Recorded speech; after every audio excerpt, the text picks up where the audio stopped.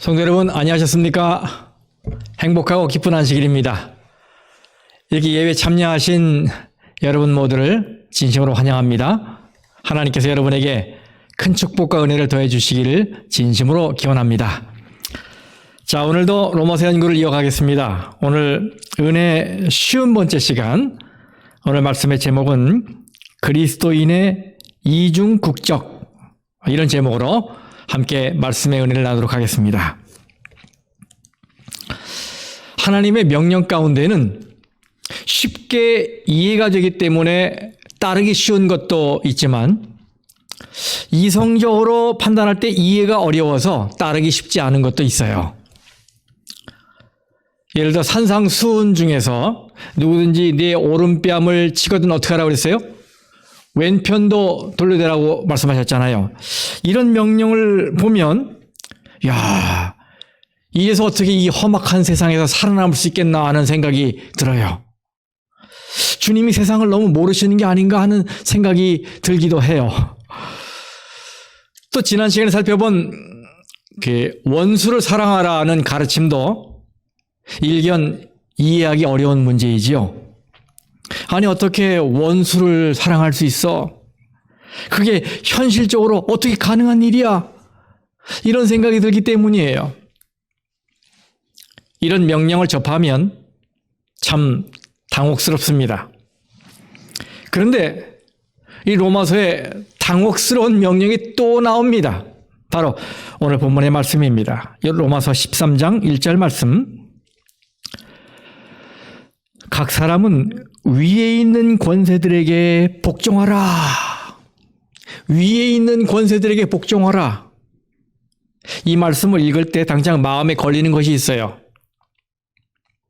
그 권세가 정당한 권세, 바른 권세라면 이해하겠는데 그렇지 않고 부패한 권세라면 그래도 그 권세에 무조건 복종해야 한다는 말씀인가? 지금 대한민국은 많은 부분에 있어서 민주화가 되었기 때문에 이 말씀을 받아들이는 것이 그렇게 어렵지는 않을 겁니다. 그런데 어느 정도 나이가 드신 분들은 다들 살아오면서 격동기를 거쳐오셨잖아요. 저의 대학 시절에도 학생들의 데모가 참 많았어요.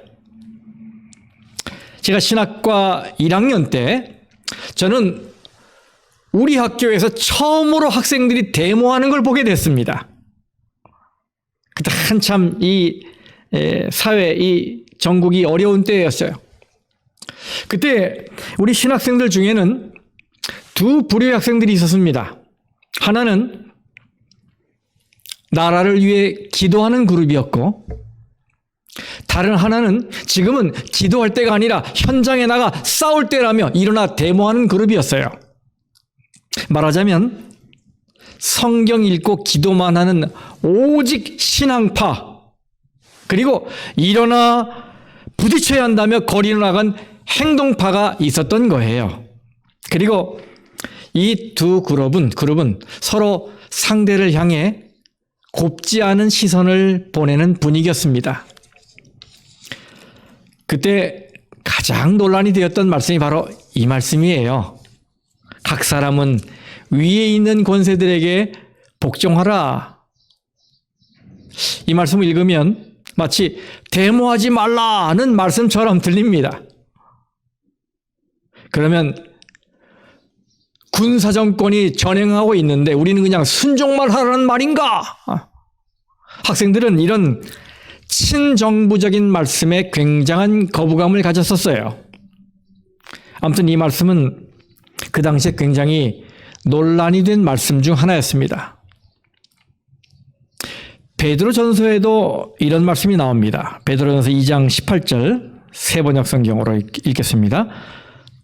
하인으로 있는 여러분, 극히 두려운 마음으로 주인에게 복종하십시오. 선량하고 너그러운 주인에게만 아니라 까다로운 주인에게도 그리하십시오. 이처럼 성경에는 권세에 복종하라는 명령이 명확하게 나옵니다. 그런데 여러분, 선량하고 너그러운 주인에게 복종하는 것이 뭐가 어렵겠습니까? 그러나 까다로운 주인에게도 그렇게 하라는 것이 성경의 메시지예요.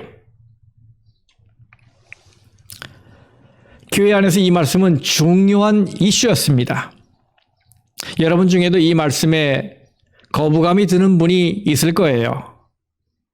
로마서 13장 1절 그 다음에 권세는 하나님으로부터 나지 않음이 없나니 모든 권세는 다 하나님께서 정하신 바라.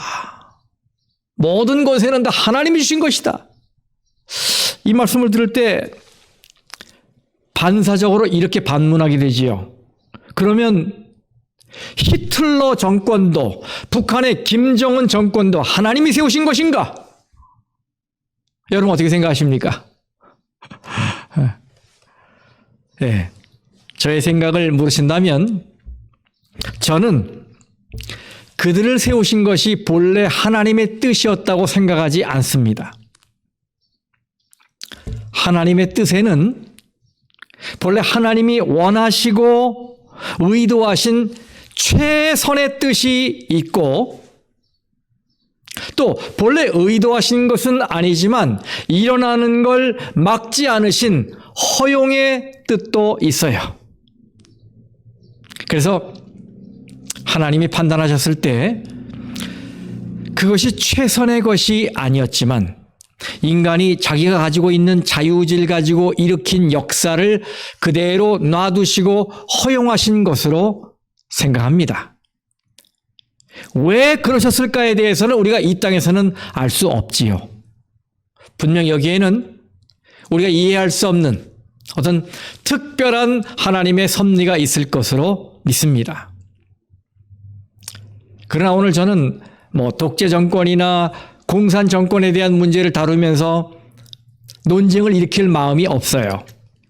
대신 이 성경 본문이 말하는 순수한 내용이 무엇인가? 위에 있는 권세들의 복종하라. 그건 하나님이 주신 것이다. 라는 그 말씀의 그 순수한 내용이 뭔가에 집중하기를 원합니다. 먼저 사도 바울이 로마서 13장에서 이런 말씀을 한 배경을 살피는 것이 좋겠어요. 본문의 배경을 살피면 이해의 폭이 넓어질 수 있기 때문이지요. 먼저 여러분, 바울이 이 편지를 누구에게 썼는지 한번 생각해 보세요. 여러분, 누구에게 썼습니까? 네, 이 로마서는 사도 바울이 그리스도인들을 적대시하는, 핍박하는 반기독교 국가에 사는 교인들에게 쓴 것입니다. 그때는 그 악명 높은 네로 황제가 로마를 통치하고 있었습니다. 그리고 그는 이미 기독교인들에 대한 핍박을 시작했어요. 그리고 얼마 후 사도 베드로와 바울은 바로 그 네로에게 순교를 당합니다. 그런 정부 밑에서 사는 신자들에게 보낸 편지예요. 게다가 이때는 예수님께서 로마의 정치범으로 사형을 당한 이유가 아니겠습니까? 그런데 여러분, 왜 바울은 그런 정부 밑에서 사는 그리스도인들에게 이런 말을 한 것일까요? 왜 그는 너희 그리스도인들은 통치하는 권세에 복종해야 한다라고 말한 것일까요? 바울은 자신이 전장에서 말한, 로마서 12장에서 말한 그 말씀이 오해될 수 있다는 걸 알았기 때문인 것 같아요. 거기서 그가 이렇게 말했지요. 로마서 12장 2절에 너희는 이 세대를 뭐하지 말고 본받지 말고 이 시대를 따르지 말라는 말이지요. 따르지 말라. 그래서 바울은 이 말씀을 로마에 사는 그리스도인들이 이렇게 오해할 수 있다고 생각한 것 같아요. 자, 우리는 이 세상에 속하지 않고 이 세상을 따라가지 않아도 된다. 이 세상 정부의 요구를 들을 필요가 없다.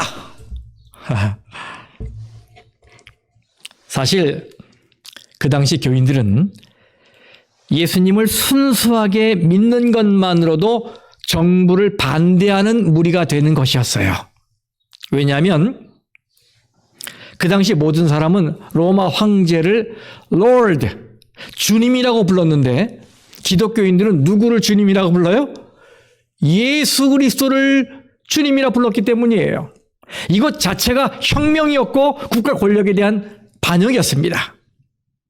그래서 로마 정부는 크리스천들을 몰아세웠습니다. 너희는 둘 중 하나를 택하라. 예수냐 황제냐. 그러면서 핍박이 시작된 거지요. 그러니 교인들 사이에는 당연히 정부에 대한 반감이 생기게 되겠죠. 그때 바울의 말씀을 듣고 이렇게 생각한 거예요. 옳거니 예수 그리스도가 우리의 주님이시고 우리의 시민권은 하늘에 있으니 우리는 하늘에 속한 백성이지 로마에 속한 백성이 아니다. 그러니 우리가 로마 정부에 복종할 이유가 어디 있는가? 그래, 세금도 바칠 필요가 없다. 우리를 핍박하는 나라에 왜 돈을 바치냐 우리가? 우리는 이 정부의 규칙을 따를 필요가 없다. 이런 식으로 그들의 신앙이 반정부적 저항으로 확대된 것입니다. 그래서 바울은 시대 상황을 이해하면서도 이런 오해를 바로잡길 원했던 거지요. 저는 여러분이 바울이 이 말씀을 어떤 배경에서 어떤 맥락에서 하고 있는지를 깨닫게 되시길 바랍니다. 앞으로 우리 그리스도인들에게 국가 권력의 문제는 상당히 중요한 이슈가 될 거예요. 왜냐하면 언젠가 이 나라가 Sunday laws, 일요일법을 만들고 일요일 휴업용으로 우리를 강제할 것이기 때문입니다. 저는 그런 상황이 되면 그들이 이 로마서 13장 1절을 펴보이면서 우리에게 말할 거예요. 꼼짝 못하게 각 사람은 위에 있는 권세들에게 복종하라. 성경이 되어 있지 않느냐? 지나간 역사에서 많은 독재자가 이 말씀을 그런 식으로 오용하고 남용해 왔어요. 그러나 그때 오늘 말씀을 바르게 이해한 성도들은 분명 바르게 처신할 것입니다. 그래서 오늘 말씀은 그런 문제를 푸는 방향을 제시해 주는 것입니다. 자, 다시 본문의 말씀을 읽어보겠습니다.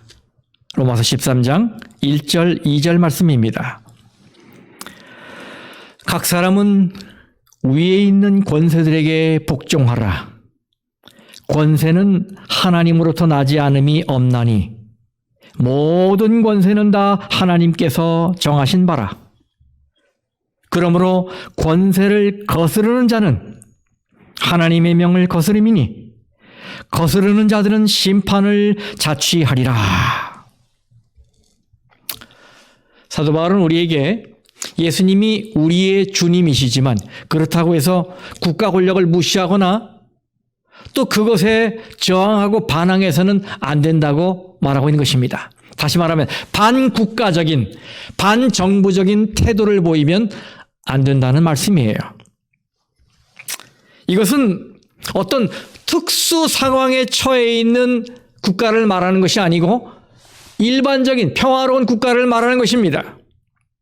또 그 일반적인 국가가 하나님을 믿지 않는 국가일 수 있지만 그렇더라도 그 권세는 하나님이 정하신 것이고 하나님이 허락하신 것이라는 것을 명심하라는 것입니다. 또 이 말씀을 볼까요? 로마서 13장 4절. 그는 하나님의 사역자가 되어 네게 선을 베푸는 자니라. 이 말씀을 세번역 성경을 읽어보겠습니다. 권세를 행사하는 사람은 여러분 각 사람에게 유익을 주려고 일하는 하나님의 일꾼입니다. 국가 권력을 가지고 있는 사람이 하나님의 일꾼이라는 말입니다. 이것을 꼭 국가의 최고 통치자에 한정할 필요는 없어요. 이 나라에서 법을 집행하는 모든 공직자를 포함하는 것으로 봐도 되겠습니다. 그런데 여러분, 그들이 누구라고요? 하나님의 일꾼이라는 것입니다. 하나님의 일꾼. 그들이 하나님을 믿든 안 믿든 상관없이 말입니다. 그러면 무슨 하나님의 일꾼이란 말입니까? 여기 보세요. 13장 4절에 그러나 네가 악을 행하거든 두려워하라. 그가 공연히 칼을 가지지 아니하였으니 곧 하나님의 사역자가 되어 악을 행하는 자에게 진노하심을 따라 보응하는 자니라. 다시 말하면 나쁜 일을 하는 나쁜 사람을 억제하는 역할에서, 즉 도둑질하고 살인하고 사기를 치는 사람들을 붙잡고 치안 질서를 유지하는 일을 하는 의미에서 하나님의 일꾼이라는 거예요. 사실 여러분, 이 세상에 하나님의 마음에 맞는 나라나 정부가 어디 있겠습니까? 그렇잖아요? 사무엘 시대에 이스라엘 백성이 하나님께 왕을 세워달라고 할 때도 하나님은 좋아하지 않으셨어요. 얘들아, 왕을 세우는 건 너희가 스스로 제 무덤을 파는 일이야. 너희는 왕에게 좋은 곡식과 과일을 바쳐야 하고 세금도 바쳐야 하고, 왕은 너희 땅을 빼앗고 너희를 종으로 삼고 또 너희를 전쟁터로 내보내 죽게 하는 일을 할 텐데 그래도 원해? 그런데도 이스라엘 백성들은 다른 나라처럼 우리에게도 왕을 주십시오라고 하나님께 요구했어요. 그래서 하나님께서 할 수 없이 왕을 세워주십니다. 허락하신 거지요. 그 이유는 그것이 비록 완전한 제도는 아니라 해도 없는 것보다는 훨씬 낫기 때문이에요. 우리가 나쁜 정권을 경험하게 되면 이런 정권이나 이 법 자체가 사라졌으면 좋겠다, 이런 말을 하기도 하는데요. 그러나 여러분, 정부가 없는 세상이나 법이 폐기된 사회를 상상해 보세요. 얼마 전에 우리 모두가 경험했죠. 이 미국에서 Black Lives Matter이라는 캠페인이 있었잖아요. Black Lives Matter. 흑인에 대한 백인 경찰의 잔인함에 대항하는 운동이었죠. 소위 비폭력 시민 불복종 운동이었어요. 하지만 여러분, 어떻게 했습니까? 이내 연방정부군이 파견되고 경찰력이 증원되었어요. 왜요? 사람들이 이상하게 변해갔기 때문입니다. 일부 사람들은 그 혼란한 상황을 이용해서 상점에 불을 지르고 약탈했어요. 민낯을 드러내는 거죠. 그래서 통행금지령까지 내려졌죠. 무서운 기세로 사람들이 난폭해지고 도둑이 되어갔어요. 여러분, 이런 것이 사람의 죄된 본성입니다.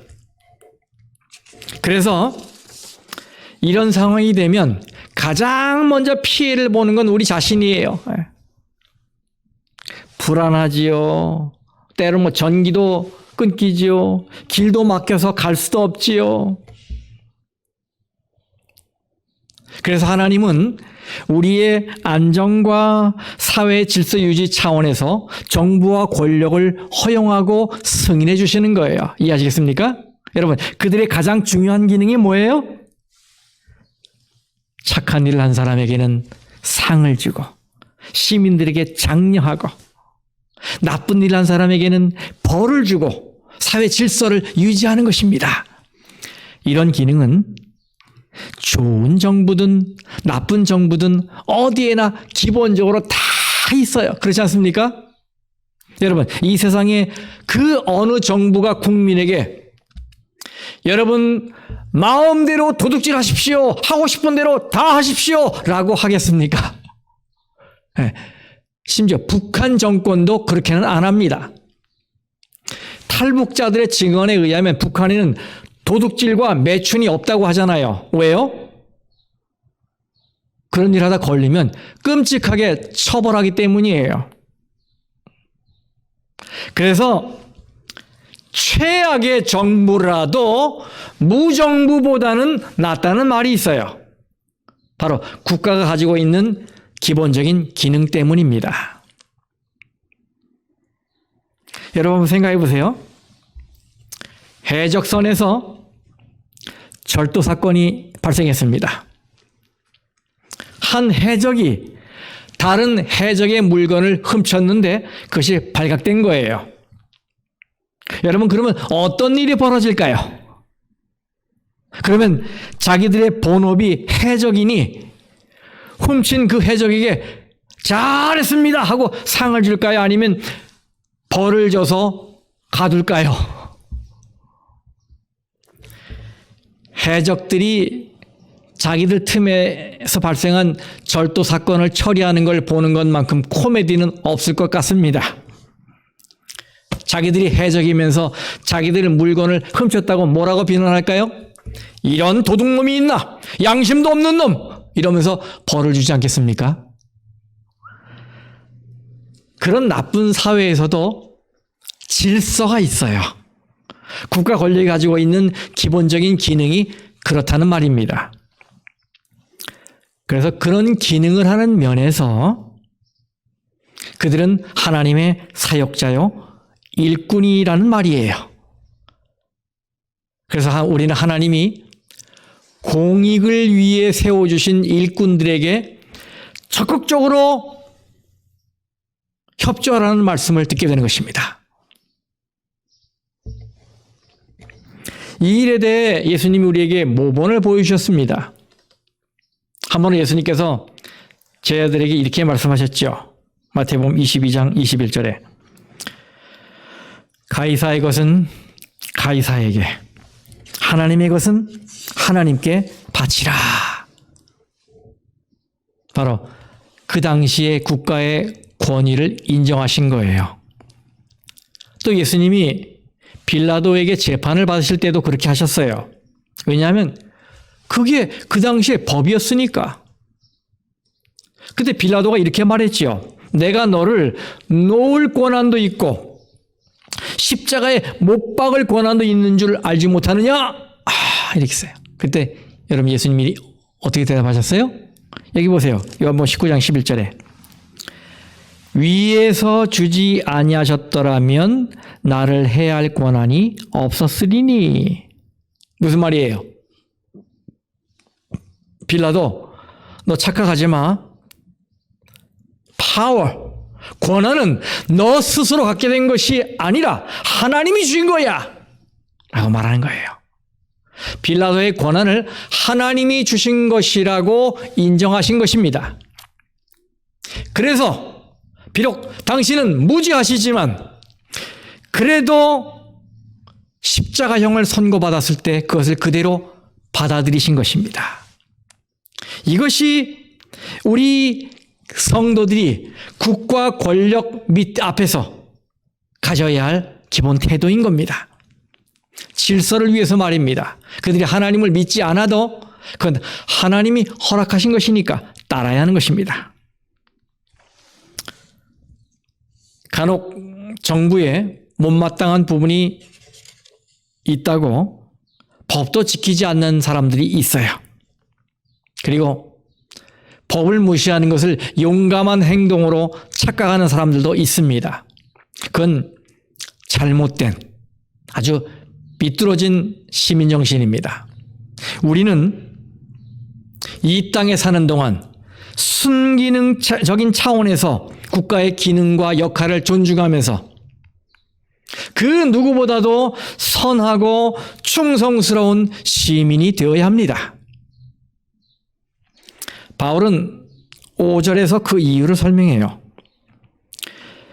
그러므로 복종하지 아니할 수 없으니 진노 때문에 할 것이 아니라 양심을 따라 할 것이라. 우리가 국가의 권한에 굴복해야 하는 이유는 그들의 칼이 두렵거나 처벌이 무서워서가 아니라 그리스도인으로서의 신앙 양심이 그렇게 하라고 하기 때문입니다. 그렇습니다. 우리 그리스도인들은 경찰이 무서워서 법을 따르는 것이 아니라 하나님의 말씀을 순종하는 사람들이기 때문에 따르는 것입니다. 우리는 정부 관리 중에 비록 나쁜 사람들이 간혹 있지만 근본적으로 그들이 하나님의 일꾼, 에이전트라는 것을 인정하고 이 땅의 정당한 권세에 마땅히 복종해야 하는 것입니다. 특히 세금 문제가 그래요. 이것도 이슈지요.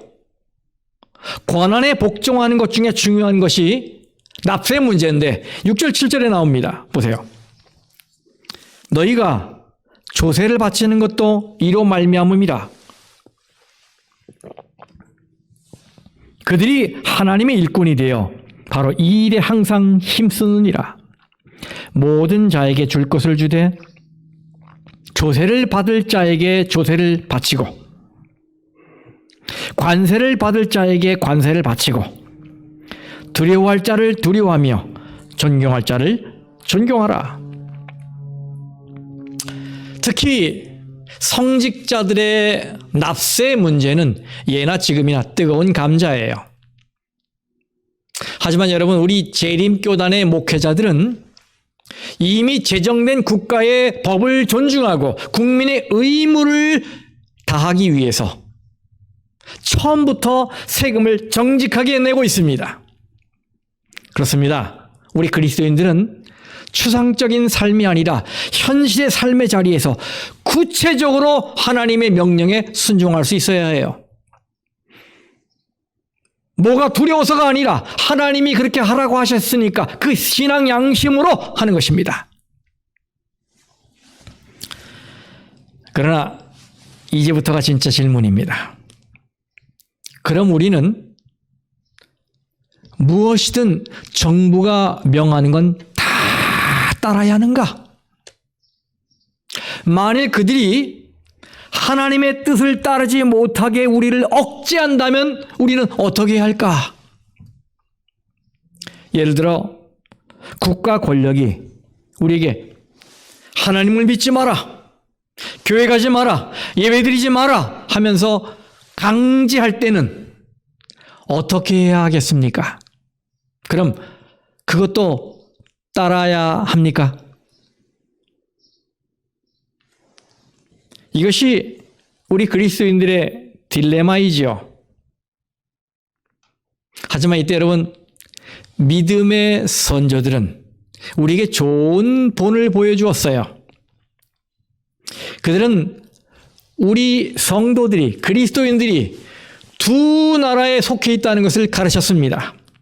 말하자면 이중 국적을 가졌다는 말이에요. 바로 하나님의 나라와 이 세상 나라입니다. 그렇습니다. 우리는 이 두 나라의 시민입니다. 그런데 이 두 나라의 요구가 충돌할 때 우리의 믿음의 선조들은 고난이 닥치더라도 하나님의 나라를 우선으로 선택했어요. 이렇게 순위를 정해야 할 때가 있는 겁니다. 이스라엘 백성들이 애굽에 있을 때 애굽 왕 바로는 산파들에게 히브리 여인이 아들을 낳으면 그 아들을 다 죽이라고 명령했어요. 하지만 출애굽기 1장 17절 말씀에 의하면 이 산파들은 하나님을 두려워했습니다. 그래서 왕의 명령에도 불구하고 그걸 어기고 남자아이들을 살렸다고 했어요. 그래서 누가 살아남았던 것입니까? 네, 모세가 살아남았던 거예요. 민족의 지도자가 되었죠. 그래서 바벨론 궁정의 다니엘은 충성스러운 시민이었고 총리였지만 기도를 금지한 다리오 왕의 조서에 목숨을 걸고 불순종했습니다. 왜냐하면 더 높으신 하나님께 순종하기 위해서였습니다. 다니엘뿐 아니라 다니엘의 세 친구는 금신상에 절하라는 이 느부갓네살 왕의 명령을 정면으로 거부했습니다. 왜요? 더 높으신 하나님께 순종하기 위해서였습니다. 또 사도행전 4장과 5장의 사건을 좀 보세요. 사내들이는 유대 나라의 최고 통치 기구였습니다. 그 사내들인이 제자들에게 말합니다. 예수의 이름으로 말하지도 말고 가르치지도 말라. 그런데 이 제자들이 최고의 권위에서 내려온 이 명령을 따랐습니까? 아닙니다. 사도행전 4장 19절에서 20절 말씀. 베드로와 요한이 대답하여 이르되 하나님 앞에서 너희의 말을 듣는 것이 하나님의 말씀을 듣는 것보다 옳은가 판단하라. 우리는 보고 들은 것을 말하지 아니할 수 없다. 5장 29절. 베드로와 사도들이 대답하여 이르되 사람보다 하나님께 순종하는 것이 마땅하니라. 그렇습니다.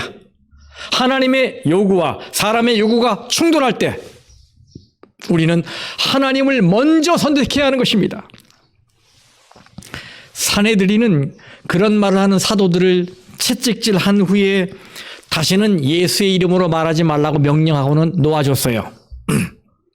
여러분, 그러면 그때 제자들이 우리는 당신들 명령에 순종해서 이제부터는 절대로 예수를 전하지 않겠습니다 라고 말했을까요?